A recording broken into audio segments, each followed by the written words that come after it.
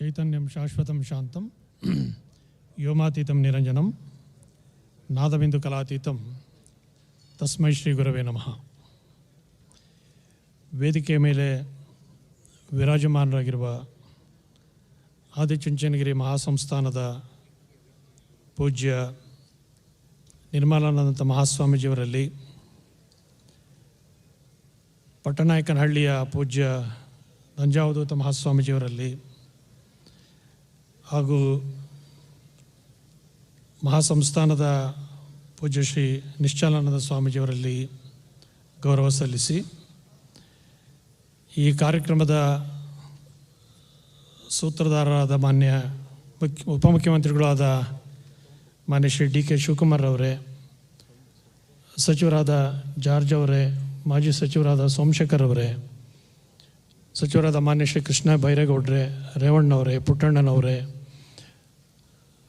ತಂಗಡಿಗೆಯವರೇ ಇರುವಂಥ ನಮ್ಮ ರಾಜುಗೌಡ್ರೆ, D K Suresh ಅವರೇ, ಇತರ ಎಲ್ಲ ಗಣ್ಯಮಾನ್ಯರೇ, ವೇದಿಕೆಯಲ್ಲಿರುವಂಥ ಎಲ್ಲ ಅಧಿಕಾರಿ ಬಂಧುಗಳೇ, ಆಸ್ತಿಕ ಬಂಧುಗಳೇ, ಮಹಾಶಯರೇ ಹಾಗೂ ಮಾತೆಯರೇ, ಕೆಂಪೇಗೌಡರ 516ನೇ ಜಯಂತಿಯ ಶುಭಾವಸರದಲ್ಲಿ ನಾವಿಲ್ಲಿ ಸೇರಿದ್ದೇವೆ. ಮಾನ್ಯ ಮುಖ್ಯಮಂತ್ರಿಗಳು ಈ ಕಾರ್ಯಕ್ರಮವನ್ನು ಉದ್ಘಾಟಿಸಿ ಕಾರ್ಯನಿಮಿತ್ತ ತೆರಳಿದ್ದಾರೆ. ಅವರು ಮತ್ತು ಇದೀಗ ಮಾತನಾಡಿದಂತಹ ಮಾನ್ಯ ಉಪಮುಖ್ಯಮಂತ್ರಿಗಳು ಕೆಂಪೇಗೌಡರ ವ್ಯಕ್ತಿತ್ವದ ಬಗ್ಗೆ, ಅವರ ದೂರದೃಷ್ಟಿಯ ಫಲವಾಗಿ ಇವತ್ತು ಬೆಂಗಳೂರು ಹೇಗೆ ಒಂದು ನವನವೀನ ಸಂಸ್ಕೃತಿಯನ್ನು ಪಡೆದುಕೊಂಡಿದೆ ಅಂತನ್ನುವಂತಹ ಮಾತುಗಳನ್ನು ಹೇಳಿದ್ದಾರೆ. ಸುಮಾರು 500 ವರ್ಷಗಳ ಹಿಂದೆ ಇವತ್ತು ನಮ್ಮ ಎಲ್ಲ ತಾಂತ್ರಿಕ ಪರಿಣಿತರು ಗಮನಿಸಿ ಒಂದು ಪಟ್ಟಣವನ್ನು ಹೇಗೆ ಕಟ್ಟಬೇಕು ಅಂತನ್ನುವಂತಹ ನಕ್ಷೆಯನ್ನು ತಯಾರು ಮಾಡ್ತಾರೋ, ಅದನ್ನು 500 ವರ್ಷಗಳ ಹಿಂದೆ ಅಂತಹ ಎಲ್ಲ ಸುವ್ಯವಸ್ಥಿತವಾದಂತಹ ವ್ಯವಸ್ಥೆಗಳನ್ನು ಒಂದು ನಗರಕ್ಕೆ ಮಾಡುವಂಥ ಸಂಕಲ್ಪ ಮಾಡಿದಂಥ ಕೀರ್ತಿ ಕೆಂಪೇಗೌಡರಿಗೆ ಸಲ್ಲುವಂತಹದ್ದು. ಮಾನ್ಯ ಕೃಷ್ಣ ಬೈರೇಗೌಡರು ಪ್ರಸ್ತಾಪ ಮಾಡಿದ್ರು. ಅಂದು ಒಂದು ಖ್ಯಾತವಾಗಿದ್ದಂತಹ, ಮಾದರಿಯಾಗಿದ್ದಂತಹ ಒಂದು ಹಂಪಿ ನಗರವನ್ನು ನೋಡಿ ಅದರ ಒಬ್ಬ ಸಾಮಂತರು ಕೂಡ ಅದಕ್ಕಿಂತ ಮಿಗಿಲಾಗಿ ಪಟ್ಟಣವನ್ನು ಕಟ್ಟಲಿಕ್ಕೆ ಸಾಧ್ಯ ಇದೆ ಅಂತನ್ನುವ ಕನಸು ಕೆಂಪೇಗೌಡರಿಗೆ ಬಂತು ಅಂತ ಅನ್ನೋ ಕಾರಣಕ್ಕಾಗಿ ಇವತ್ತು ಬೃಹತ್ ಬೆಂಗಳೂರನ್ನು ನೋಡಲಿಕ್ಕೆ ಸಾಧ್ಯ ಆಗಿದೆ. ಇವತ್ತು ಬೆಂಗಳೂರು ಬರೀ ಬೆಂಗಳೂರಾಗಿಲ್ಲ, ಬೃಹತ್ ಬೆಂಗಳೂರು ಮಹಾನಗರವಾಗಿ ಜಗತ್ತಿನಲ್ಲಿ ಪ್ರಖ್ಯಾತವಾಗಿರ್ತಕ್ಕಂತಹದ್ದು ನಮಗೆಲ್ಲ ತಿಳಿದಿರುವಂಥ ಸಂಗತಿ. ಅನೇಕ ಕಾರಣಗಳಿಂದಾಗಿ ಇವತ್ತು ಬೆಂಗಳೂರು ಮಹತ್ವವನ್ನು ಪಡೆದುಕೊಂಡಿದೆ. ಇವತ್ತು ಇಲ್ಲಿ ಬಹುಭಾಷಿಕರು, ಇಡೀ ದೇಶದಲ್ಲಿ ಹೆಚ್ಚು ಬಹುಭಾಷಿಕರು, ಬಹುಸಂಸ್ಕೃತಿಯವರು ವಾಸ ಮಾಡುವಂತಹ ನಗರ ಯಾವುದು ಅಂತಂದರೆ ಅದು ಬೆಂಗಳೂರು ನಗರ ಅಂತಕ್ಕಂತಹದ್ದು ನಮ್ಮ ಕರ್ನಾಟಕದವರಿಗೆ ಹೆಮ್ಮೆ ಪಡುವಂಥ ಸಂಗತಿ. ಇಲ್ಲಿ ಶಾಂತಿ ಇದೆ, ನೆಮ್ಮದಿ ಇದೆ, ಸಮೃದ್ಧಿ ಇದೆ. ಈಗ ಮಾನ್ಯ ಉಪಮಂತ್ರಿಗಳು ಹೇಳಿದ್ರು 1,40,00,000 ಜನಸಂಖ್ಯೆ ಮೀರಿದೆ ಎಂದ. ಅದೇ ಇಷ್ಟು ಜನಸಂಖ್ಯೆ ಇದ್ದೂ ಕೂಡ ತನ್ನ ಸಾಂಪ್ರದಾಯಿಕ ಪರಂಪರೆಯನ್ನು ಉಳಿಸ್ಕೊಂಡು ಬೆಳೆಸ್ಕೊಂಡು ಬಂದಿರುವಂಥ ನಗರ ಬೆಂಗಳೂರಾಗಿದೆ. ಅದಕ್ಕೆ ಕಾರಣರಾದಂಥವರು ಕೆಂಪೇಗೌಡರು ಅಂತಕ್ಕಂತಹದ್ದು ಈ ದಿನಮಾನದಲ್ಲಿ ನೆನಪಿಸ್ಕೊಳ್ಬೇಕಾದಂತಹದ್ದು. ಮೂಲತಃ ಕೆಂಪೇಗೌಡರ ವಂಶಿಕರು ತಮಿಳುನಾಡಿನಿಂದ ಬಂದು ಅವರು ಚಿಕ್ಕಬಳ್ಳಾಪುರ, ಅವರು ಯಲಹಂಕದ ನಾಡಿನ ಅರಸರಾಗಿ ಆನಂತರ ಇಲ್ಲಿಗೆ ಬೆಂಗಳೂರಿಗೆ ಬಂದ ಮೇಲೆ ಬೆಂಗಳೂರು ನಗರ, ಬೆಂಗಳೂರು ಗ್ರಾಮಾಂತರ, ಚಿಕ್ಕಬಳ್ಳಾಪುರ, ತುಮಕೂರು, ರಾಮನಗರ, ಕೋಲಾರ ಈ ಎಲ್ಲ ಜಿಲ್ಲೆಗಳ ವ್ಯಾಪ್ತಿಯನ್ನು ಬೆಂಗಳೂರಿನ ಒಂದು ಆಡಳಿತಕ್ಕೆ ಒಳಪಟ್ಟು ಇದನ್ನೆಲ್ಲ ಸಮೃದ್ಧವಾಗಿ ಬೆಳೆಸಿದಂಥವರು ಕೆಂಪೇಗೌಡರು. ಇಲ್ಲಿಯ ಕೆರೆಗಳನ್ನು ನಿರ್ಮಾಣ ಮಾಡೋದಿರ್ಬೋದು, ಹಾಗೆ ರಾಜಕಾಲುವೆಗಳನ್ನು ನಿರ್ಮಾಣ ಮಾಡೋದಿರ್ಬೋದು, ಸುಂಕದ ಕಟ್ಟೆಗಳು ಹಾಗೂ ನಗರದ ಗಡಿಗಳನ್ನು ಗುರುತಿಸಿ ಅಲ್ಲಿ ಗುಡಿಗೋಪುರಗಳನ್ನು ನಿರ್ಮಾಣ ಮಾಡಿ, ಈಗ ಹಳ್ಳಿನಲ್ಲಿ ಜನ ಹೇಳ್ತಾರೆ ಒಂದು ಅಂಕಸ್ಥಾಪನೆ ಅಂತ, ಒಂದು ನಗರ, ಒಂದು ಹಳ್ಳಿ ಸಮೃದ್ಧವಾಗಿ ನೆಮ್ಮದಿಯಿಂದ ಇರಬೇಕಾದ್ರೆ ಅಂಕಸ್ಥಾಪನೆ ಆಗಬೇಕು ಅಂತ. ಆ ದೂರದೃಷ್ಟಿಯ ಫಲವಾಗಿ ಗೋಪುರಗಳನ್ನು ನಿರ್ಮಾಣ ಮಾಡಿ ಬೆಂಗಳೂರು ಮುಂದೆ ಸಮೃದ್ಧವಾಗಿ ಬೆಳಿಬೇಕು ಅಂತಕ್ಕಂತಹ ಕನಸನ್ನು ಕಂಡು ಅದನ್ನು ಅತ್ಯಂತ ಯಶಸ್ವಿಯಾಗಿ ಅತ್ಯುತ್ತಮವಾಗಿ ನಿರ್ಮಿಸಿದಂತಹ ಕೀರ್ತಿ ಕೆಂಪೇಗೌಡರಿಗೆ ಸಲ್ಲುತ್ತೆ. ಆ ಕಾರಣಕ್ಕಾಗಿ ಇವತ್ತು ನಮ್ಮ ಬೆಂಗಳೂರು ವಿಮಾನ ನಿಲ್ದಾಣ, ಬಸ್ ನಿಲ್ದಾಣ ಇರ್ಬೋದು, ಹೀಗೆ ಎಲ್ಲ ಕಡೆ ಅವರ ಹೆಸರನ್ನು ಕೊಟ್ಟಿರೋದ್ರಿಂದ ಜನರು ಬಂದಂಥವ್ರಿಗೆ ಕೆಂಪೇಗೌಡರವ್ರ ಯಾರು ಅಂತ ಕೇಳಿದ್ರೆ ಅವ್ರ ಬಗ್ಗೆ ಬೆಂಗಳೂರಿನವ್ರು ಗೊತ್ತಿರುತ್ತೆ. ಅದರ ಹೊರಗಿನಿಂದ ಬಂದಂಥವ್ರು ಕೂಡ ಅಂತಾರಾಷ್ಟ್ರೀಯ ಮಟ್ಟದಲ್ಲಿ ಕೂಡ ಕೆಂಪೇಗೌಡ ಇಂಟರ್ನ್ಯಾಷನಲ್ ಏರ್ಪೋರ್ಟ್ ಅಂದರೆ ಅವ್ರಿಗೆ ಒಂದು ಗಮನ ಬರುತ್ತೆ ಯಾರು ಅಂತ ಕೇಳ್ತಾರೆ. ಆವಾಗ ಪಟ್ಟಣವನ್ನು ಕಟ್ಟಿದಂಥ ಒಬ್ಬ ಮಹಾನ್ ವ್ಯಕ್ತಿ ಅಂತಕ್ಕಂಥದ್ದು ಆ ಮೂಲಕವಾಗಿ ಜಗತ್ತಿನ ಸಮಾಜಕ್ಕೆ ಪ್ರಸಿದ್ಧವಾಗಿ ನಡೀಲಿಕ್ಕೆ ಸಾಧ್ಯ ಆಗಿರುತ್ತೆ. ಸುಮಾರು 1730 ತನಕ ಅವರು ಇಲ್ಲಿ ಒಂದು ಆಡಳಿತವನ್ನು ನಡೆಸಿದಂತಹದ್ದು ನಮಗೆಲ್ಲ ಗೊತ್ತಿರುವಂತಹದ್ದು.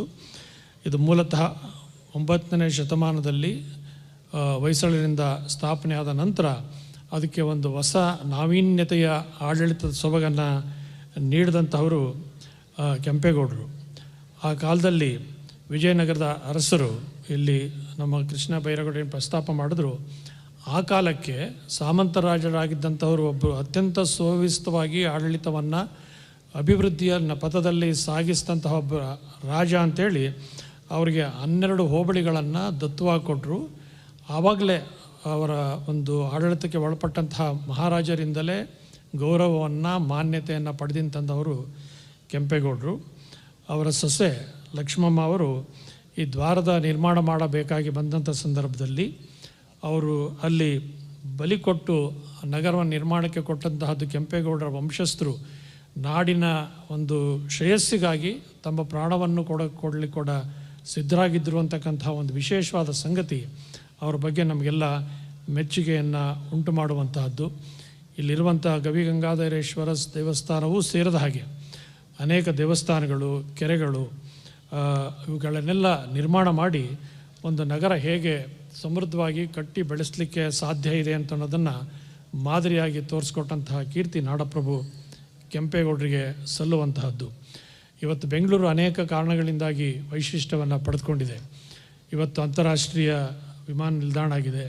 ಇಲ್ಲಿಗೆ ಬರುವಂಥ ಕಾರಣ ಇವತ್ತು ಅಂತಾರಾಷ್ಟ್ರೀಯ ಮಟ್ಟದಲ್ಲಿ ಖ್ಯಾತಿಯನ್ನು ನಮ್ಮ ಬೆಂಗಳೂರು ಪಡ್ಕೊಂಡಿದೆ ಅಂತಕ್ಕಂಥದ್ದು ನಮಗೆಲ್ಲ ಹೆಮ್ಮೆ ಪಡುವಂಥ ಸಂಗತಿ.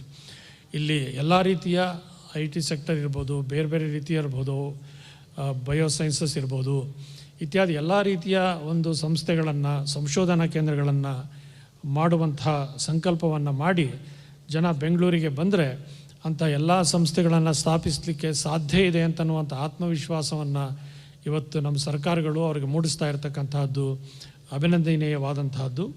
ಅಂತಹ ಒಬ್ಬ ಮಹಾಪುರುಷರ ಜಯಂತಿಯನ್ನು ಇಲ್ಲಿ ಆಚರಣೆ ಮಾಡ್ತಾ ಇರೋದು ತುಂಬ ಸಂತೋಷ ಸಂಗತಿ. ಇಲ್ಲಿ ಮಾನ್ಯ ಮುಖ್ಯಮಂತ್ರಿಗಳು, ಉಪಮುಖ್ಯಮಂತ್ರಿಗಳು ಹೇಳಿದಾಗೆ ಮುಂದೆ ಸ್ಥಳೀಯವಾಗಿ ನಡೀತಿದ್ದಂತಹ ಒಂದು ಕೆಂಪೇಗೌಡ ಜಯಂತಿ ಇವತ್ತು ರಾಜ್ಯ ಮಟ್ಟದ ಒಂದು ಉತ್ಸವವಾಗಿ ಕರ್ನಾಟಕ ಸರ್ಕಾರದಿಂದ ಆಚರಿಸಲ್ಪಡ್ತಾ ಇದೆ. ಅದಕ್ಕೆ ದಿನಾಂಕವನ್ನು ನಿಗದಿಗೊಳಿಸಿದಂಥ ಆದಿಚುಂಚನಗಿರಿಯ ಮಹಾಸ್ವಾಮೀಜಿಯವರಿಗೆ ಇವತ್ತು ಅಭಿನಂದನೆಯನ್ನು ಸಲ್ಲಿಸಬೇಕು. ಹಾಗೆ ಬಸವ ಜಯಂತಿ ಕೂಡ ಮುಂಚೆ ಬೇರೆ ಬೇರೆ ಸಂದರ್ಭಗಳಲ್ಲಿ ಬೇರೆ ಬೇರೆ ದಿನಾಂಕಗಳಲ್ಲಿ ಆಚರಣೆ ನಡೀತು. ಆಗ ಧಾರವಾಡದ ಮೃತ್ಯುಂಜಯ ಸ್ವಾಮಿಗಳು ದಾವಣಗೆರೆಯ ಒಂದು ಆಶ್ರಮದಲ್ಲಿದ್ದರು.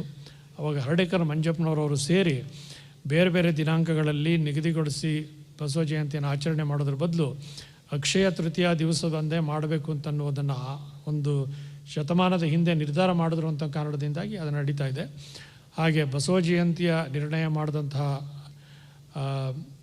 ಮಂಜಪ್ಪನವ್ರಿಗೆ, ಧಾರವಾಡದ ಶ್ರೀಗಳಿಗೆ ಗೌರವ ಸಲ್ಲಿಸಬೇಕೋ ಹಾಗೆ ಕೆಂಪೇಗೌಡ ಜಯಂತಿಯ ದಿನಾಂಕವನ್ನು ನಿಗದಿಗೊಳಿಸಿ ಇವತ್ತು ರಾಜ್ಯ ಮಟ್ಟದಲ್ಲಿ ನಡೀಲಿಕ್ಕೆ ಅವಕಾಶ ಕಲ್ಪಿಸಿಕೊಟ್ಟಂತಹ ಚುಂಚನಗಿರಿಯ ಪೂಜ್ಯ ಜಗದ್ಗುರು ಮಹಾಸ್ವಾಮಿಗಳವ್ರಿಗೂ ಕೂಡ ಈ ಸಂದರ್ಭದಲ್ಲಿ ಅಭಿನಂದನೆಯನ್ನು ಸಲ್ಲಿಸಿ, ಇವತ್ತು ಅವರು ಬಹು ದೂರದೃಷ್ಟಿಯಿಂದ ಪಟ್ಟಣವನ್ನು ಏನು ಬೆಳೆಸಿದ್ರೋ ಅದನ್ನು ಹಾಗೆ ಮೈಸೂರಿನಲ್ಲಿ ಅರಸು ಕೃಷ್ಣರಾಜ ಒಡೆಯರ ಕಾಲದಲ್ಲಿ, ಮುಮ್ಮಡಿಯವರ ಕಾಲದಲ್ಲಿ ಮೈಸೂರು ನಗರವನ್ನು ಹೇಗೆ ವ್ಯವಸ್ಥಿತವಾಗಿ ಬೆಳೆಸಿದ್ರು ಅಂತ ಅನ್ನೋದು ಇವತ್ತು ಅಷ್ಟೆಲ್ಲ ಜನದೊತ್ತಣೆ ಇದ್ದರೂ ಕೂಡ ಅಲ್ಲಿ ಬಂದವರಿಗೆ ಒಂದು ಸಾಂಸ್ಕೃತಿಕ ನಗರ ಅಂತನ್ನುವಂಥ ಒಂದು ಸಂತೋಷವನ್ನು ಹೇಗೆ ಉಂಟು ಮಾಡುತ್ತೆ, ಅದೇ ರೀತಿ ಬೆಂಗಳೂರು ನಗರ ಬೆಳೆದಿದೆ. ಬಹುಶಃ ಅವರ ದೂರದೃಷ್ಟಿಯ ಫಲದಿಂದನೇ ಅದೇ ರೀತಿಯ ನಮ್ಮ ಮುನ್ನಡೆಗಳು ಕೂಡ ಅಲ್ಲಿ ಮಾಡುವಂತಹ ಬೆಳವಣಿಗೆ, ಅಭಿವೃದ್ಧಿ ಅದೇ ಮಾರ್ಗದಲ್ಲಿ ಮಾನ್ಯ ಉಪಮುಖ್ಯಮಂತ್ರಿ ಶಿವಕುಮಾರ್ ಅವರು ಇದೀಗ ಹೇಳಿದಾಗೆ, ಮಾನ್ಯ ಮುಖ್ಯಮಂತ್ರಿಗಳು ಹೇಳಿದಾಗೆ ಇನ್ನೂ 100 ವರ್ಷಗಳ ಮುಂದೆ, ಇನ್ನು 50 ವರ್ಷಕ್ಕೆ, 100 ವರ್ಷಕ್ಕೆ, 200 ವರ್ಷಕ್ಕೆ ಈ ನಗರ ಹೀಗೆ ಬೆಳೀತಾ ಹೋದಾಗ ಜನ ಹೇಗೆ ಶಾಂತಿ ನೆಮ್ಮದಿಯಿಂದ ಬೆಳೆಸಲಿಕ್ಕೆ ಸಾಧ್ಯ ಅನ್ನೋ ರೀತಿಯಲ್ಲಿ ನಗರವನ್ನು ಬೆಳೆಸಬೇಕಾದಂತಹ ಜವಾಬ್ದಾರಿ ಎಲ್ಲರ ಮೇಲೆ ಇರುತ್ತೆ. ಅದನ್ನು ಕಂಕಣ ತೊಟ್ಟು ನಮ್ಮ ಉಪಮುಖ್ಯಮಂತ್ರಿಗಳಾದ ಶಿವಕುಮಾರ್ ಅವರು ಇದೀಗ ಪ್ರಸ್ತಾಪಿಸಿದ್ರು. ಅವರು ವಾಸ್ತವವಾದ ಸಮಸ್ಯೆ ಏನಿದೆ ಅನ್ನೋದನ್ನು ಕೂಡ ತೆರೆದಿಟ್ಟಿದ್ದಾರೆ. ಸುಮಾರು 1,40,40,00,000 ಜನ, 1 ಕೋಟಿಗೂ ಹೆಚ್ಚು ಜನ ಇರುವಂತಹ ನಗರ ಇದು ಅಂತಂದರೆ ಒಂದು ಕ್ಷಣ ನೀವು ಯೋಚನೆ ಮಾಡಿದ್ರೆ ಹೇಗಪ್ಪ ನಿರ್ವಹಣೆ ಮಾಡೋದು ಅಂತ ಅನ್ನೋದು ಯಾರಿಗಾದ್ರೂ ಭಯವನ್ನು ಹುಟ್ಟಿಸುವಂತಹದ್ದು. ಆದರೆ ಅದನ್ನು ಸಮರ್ಥವಾಗಿ ನಿರ್ವಹಿಸುವಂತಹ ಸಾಮರ್ಥ್ಯ ಮಾನ್ಯ ಡಿ ಕೆ ಶಿವಕುಮಾರ್ ಅವರಿಗೆ ಇರುವಂತಹದ್ದು. ಅವರು ಹೋರಾಟದ ಸ್ವಭಾವದಿಂದ ಬಂದಂಥವರು ಮತ್ತು ಯಾವುದೇ ಕೆಲಸವನ್ನು ಮಾಡಬೇಕು ಅಂತನ್ನುವ ಸಂಕಲ್ಪ ಮನಸ್ಸಿಗೆ ಬಂದರೆ ಅದನ್ನು ಅವರು ಮಾಡಿಯೇ ತೀರ್ತಾರೆ ಅಂತಕ್ಕಂತಹದ್ದು ಎಲ್ಲ ಜನಸಾಮಾನ್ಯರಿಗೂ ಗೊತ್ತಿರುವಂಥ ಸಂಗತಿ. ಒಬ್ಬ ರಾಜಕೀಯ ವ್ಯಕ್ತಿಯಾದಂಥವ್ರಿಗೆ ಅಂತಹ ದೃಢವಾದ ಸಂಕಲ್ಪ ಇದ್ದಾಗ ಮಾತ್ರ ಯಾವುದೇ ಒಂದು ಅಭಿವೃದ್ಧಿಯನ್ನು ಸಾಧಿಸಲಿಕ್ಕೆ ಸಾಧ್ಯ ಆಗುತ್ತೆ. ಅದಕ್ಕೆ ಉದಾಹರಣೆ ಆಗಿರ್ತಕ್ಕಂಥವ್ರು ನಮ್ಮ ಮುಖ್ಯಮಂತ್ರಿಗಳು ಅಂತನ್ನುವ ಮಾತನ್ನು ಈ ಸಂದರ್ಭದಲ್ಲಿ ಹೇಳಿ, ಇವತ್ತು ಕರ್ನಾಟಕದ ತುಂಬೆಲ್ಲ ಕೆಂಪೇಗೌಡರ ಜಯಂತಿ ತುಂಬ ಆತ್ಮೀಯವಾದ ಒಂದು ಸಂಭ್ರಮದ ವಾತಾವರಣದಲ್ಲಿ ನಡೀತಾ ಇರತಕ್ಕಂಥದ್ದು ಸಂತೋಷದ ಸಂಗತಿ ಅನ್ನೋ ಮಾತನ್ನು ಹೇಳಿ, ಇವತ್ತು 3 ಸಂಸ್ಥೆಗಳಿಗೆ ನಮ್ಮ ಪ್ರತಿಷ್ಠಿತ ನಮ್ಮ ನಗರದಲ್ಲಿರುವಂತಹ ಭಾರತೀಯ ವಿಜ್ಞಾನ ಸಂಸ್ಥೆ ಮತ್ತು ಕೆಂಪೇಗೌಡ ಅಂತಾರಾಷ್ಟ್ರೀಯ ವಿಮಾನ ನಿಲ್ದಾಣದ ಒಂದು ಆಡಳಿತಕ್ಕೆ ಮತ್ತು ಮೈಸೂರು ಸ್ಯಾಂಡಲ್ವುಡ್ನ KSDLಗಳಿಗೆ ಪ್ರಶಸ್ತಿಯನ್ನು ಸಂಸ್ಥೆಗಳಿಗೆ ಕೊಟ್ಟಿರತಕ್ಕಂಥದ್ದು ಅತ್ಯಂತ ಪ್ರಶಂಸನೀಯವಾದಂತಹದ್ದು. ಇಲ್ಲಿ ತಿಳಿಸಿದ ಹಾಗೆ ನಮ್ಮ ಬೆಂಗಳೂರು ಅಂತಾರಾಷ್ಟ್ರೀಯ ವಿಮಾನ ನಿಲ್ದಾಣ ಜಗತ್ತಿನ ಯಾವುದೇ ವಿಮಾನ ನಿಲ್ದಾಣಗಳಿಗೂ ಕಡಿಮೆ ಇಲ್ಲದಷ್ಟು ಸುವ್ಯವಸ್ಥಿತವಾಗಿದೆ ಅಂತಕ್ಕಂತಹದ್ದು ನಾವೆಲ್ಲರೂ ಕೂಡ ಗಮನಿಸುವಂತಹದ್ದು. ಮತ್ತು KSDL ಇವತ್ತು ಅತ್ಯಂತ ಒಂದು ಸರ್ಕಾರಿ ಸಂಸ್ಥೆಯಾಗಿ ಲಾಭ ಗಳಿಸುವ ಸಂಸ್ಥೆಯಾಗಿ ಸಹಸ್ರಾರು ಕೋಟಿಗಳನ್ನು ಸರ್ಕಾರಕ್ಕೆ ಆದಾಯನ ಒದಗಿಸ್ತಾ ಇರುವಂಥ ಸಂಸ್ಥೆಯಾಗಿದೆ. ಭಾರತೀಯ ವಿಜ್ಞಾನ ಸಂಸ್ಥೆ CV ರಾಮನ್ರವರು ಕಟ್ಟಿದಂಥ ಸಂಸ್ಥೆ ಅದು. ಅವರು ಎಷ್ಟು ದೊಡ್ಡ ವ್ಯಕ್ತಿಗಳಾಗಿದ್ದರು ಅಂತಂದರೆ, ಒಮ್ಮೆ ಅಲ್ಲಿ CV ರಾಮನ್ ಅವರು ಇದ್ದಾಗ ಅನೇಕ ಜನ ವಿಜ್ಞಾನಿಗಳಿಗೆ ಸಂದರ್ಶನ ನಡೀತಾ ಇರುತ್ತೆ. ಸಂದರ್ಶನ ಮುಗಿಸಿ ಅವರು ಮನೆಗೆ ಹೋಗುವಾಗ ಒಬ್ಬ ಯುವಕ ಹೊರಗಡೆ ನಿಂತಿರ್ತಾನೆ. ನಿಂತಿದ್ದಾಗ ರಾಮನ್ ಅವರು ಹೊರಗಡೆ ಬರ್ತಾ ಇರ್ತಾರೆ. ಮೆಟ್ಲಿಳಿದು ಬಂದಾಗ ಆ ಹುಡುಗನ ನೋಡಿದ್ಕೊಳ್ಳೆ ನಮಸ್ಕಾರ ಸರ್ ಅಂತಾನೆ. ಅವ್ರಿಗೆ ಏನು ಅನಿಸುತ್ತೆ ಅಂತಂದರೆ, ಈ ಹುಡುಗ ಸಂದರ್ಶನಕ್ಕೆ ಬಂದಿದ್ದ, ಆಯ್ಕೆಯಾಗಿದ್ದೇನೋ ಇಲ್ಲವೋ ಆಯ್ಕೆ ಮಾಡಿ ಸರ್ ಅಂತ ರಿಕ್ವೆಸ್ಟ್ ಮಾಡಲಿಕ್ಕೋಸ್ಕರ ಅಲ್ಲಿ ನಿಂತಿದ್ದಾನೆ ಅಂತ ಅವ್ರು ಭಾವಿಸಿ, ಯಾಕಪ್ಪ ನಿಂತಿದ್ದೀಯಾ ಅಂತ ಕೇಳ್ತಾರೆ. ಅವನು ಹೇಳ್ತಾನೆ, ಸರ್ ಇಲ್ಲಿ ಸಂದರ್ಶನಕ್ಕೆ ಬಂದಾಗ ಹೋಗಿ ಬರ್ಲಿಕ್ಕೆ ಖರ್ಚು ಕೊಟ್ಟಿದ್ರು, ಅಲ್ಲಿ ಕೊಡುವಾಗ ಲೆಕ್ಕ ಹಾಕೋದ್ರಲ್ಲಿ ವ್ಯತ್ಯಾಸ ಆಗಿ ನನಗೆ ಜಾಸ್ತಿ ಹಣ ಕೊಟ್ಟಿದ್ದಾರೆ, ಅದನ್ನು ವಾಪಸ್ ಕೊಡಲಿಕ್ಕೋಸ್ಕರ ಇಲ್ಲಿ ನಿಂತಿದ್ದೀನಿ ಅಂತಾನೆ. ಅವ್ನು ಬೆಂತಟ್ಟು ಹೇಳ್ತಾರೆ, ನಾಳೆ ಬಂದು ವಾಪಸ್ ಕೊಡು ಅಂತೇಳಿ ಅವನು ಹಣ ವಾಪಸ್ ಕೊಡೋದಿಲ್ಲ. ಅವ್ನು ಸೆಲೆಕ್ಟ್ ಮಾಡಿ ಪ್ರಾಮಾಣಿಕವಾದ ಇಂಜಿನಿಯರ್ ನಮ್ಮದು ಇಸ್ರೋಗೆ ಬೇಕು ಅಂತ ಸೆಲೆಕ್ಟ್ ಮಾಡಿದಂತಾರೆ ಅವರೇ ರಾಮಾನುಜಮ್ ಅವರು, ಅದು ಸೆಲೆಕ್ಟ್ ಆದಂಥವ್ರು. ಅಂತಹ ಒಂದು ಹೃದಯ ಶ್ರೀಮಂತಿಕೆ ಇದ್ದಂತಹ ಸಂಸ್ಥೆಗೆ, ಭಾರತೀಯ ವಿಜ್ಞಾನ ಸಂಸ್ಥೆಗೆ ಇವತ್ತು ಒಂದು ಸಮಿತಿ ಆಯ್ಕೆ ಮಾಡಿರ್ತಕ್ಕಂತಹದ್ದು ಸಂತೋಷದ ಸಂಗತಿ ಅಂತ ಅನ್ನೋ ಮಾತನ್ನು ಹೇಳಿ ಈ ಕಾರ್ಯಕ್ರಮದಲ್ಲಿ ಭಾಗವಹಿಸಿದ್ದು ಸಂತೋಷ ಆಗಿದೆ. ಮಾನ್ಯ ಕೆಂಪೇಗೌಡರು, ಬಸವೇಶ್ವರವರು, ಅಂಬೇಡ್ಕರ್ ಅವರು, ಗಾಂಧೀಜಿಯವರು ಇವರೆಲ್ಲ ವಿಶ್ವಮಾನ್ಯವನ್ನು ಕುವೆಂಪು ಅವರು ಹೇಳಿದಂಥ ವಿಶ್ವಮಾನ ಪ್ರಜ್ಞೆಯನ್ನು ಬೆಳೆಸಲಿಕ್ಕೆ ಪ್ರಯತ್ನ ಪಟ್ಟಂಥವರು, ಆಶಿಸಿದಂಥವರು. ಅಂಥ ಮಹಾತ್ಮರ ಒಂದು ಸಂದೇಶಗಳನ್ನು ಬದುಕಿನಲ್ಲಿ ಆಚರಣೆಗೆ ತರುವಂಥ ಪ್ರಯತ್ನ ಮಾಡಿದ್ರೆ ಅದೇ ನಾವು ಅವರಿಗೆ ಸಲ್ಲಿಸುವಂಥ ಗೌರವ ಆಗುತ್ತೆ. ಅಂಥ ಪ್ರಯತ್ನ ನಿರಂತರವಾಗಿ ನಡೀಲಿ ಅಂತ ನಾವು ಆಶಯವನ್ನು ವ್ಯಕ್ತ ಮಾಡಿ ಈ ಕಾರ್ಯಕ್ರಮಕ್ಕೆ ಬಂದದಕ್ಕೆ ಸಂತೋಷವನ್ನು ವ್ಯಕ್ತಪಡಿಸಿ ಭಗವಂತನ ಕೃಪೆ ನಿಮಗೆಲ್ಲ ಇರಲಿ ಅಂತ ಹಾರೈಸಿ ಈ 4 ಮಾತಿಗೆ ವಿರಾಮ ಕೊಡ್ತೀನಿ.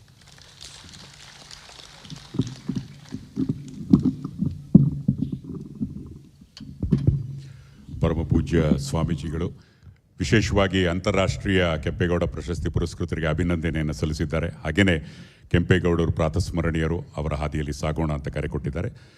ಶ್ರೀ ಶ್ರೀ ಶ್ರೀ ಶಿವರಾತ್ರಿ ದೇಶಿಕೇಂದ್ರ ಮಹಾಸ್ವಾಮೀಜಿಯವರಿಗೆ ಅನಂತಾನಂತ ವಂದನೆಗಳು.